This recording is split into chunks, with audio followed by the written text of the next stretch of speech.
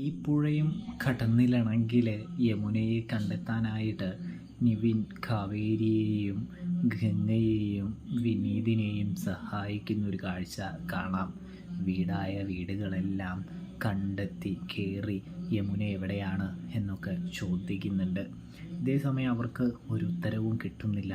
അവരിങ്ങനെ അന്വേഷിച്ചു കൊണ്ട് നടക്കുന്ന ആ സമയം, കൃത്യസമയം നമ്മുടെ നിവിൻ വിളിച്ചിട്ട് പറയുന്നുണ്ട്, ആര് നമ്മുടെ വിശാലിൻ്റെ കൂടെ യമുന പോകുന്നത്, ചുരമിറങ്ങി പോകുന്നത് കണ്ടവരുണ്ട്.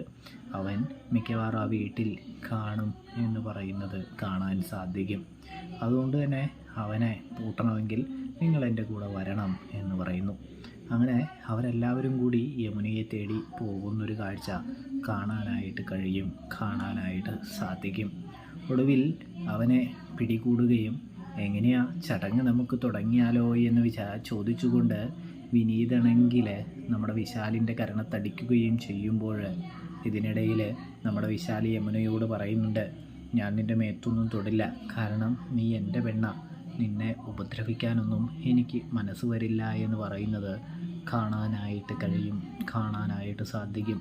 ഇവിടെ വിനീതും നിവിനും കൂടി യമുനയെ രക്ഷിക്കുന്നൊരു കാഴ്ച കാണാൻ കഴിയും. അപ്പോൾ റിവ്യൂ ഇഷ്ടപ്പെട്ടാൽ സബ്സ്ക്രൈബ് ചെയ്യാൻ മറക്കരുത്.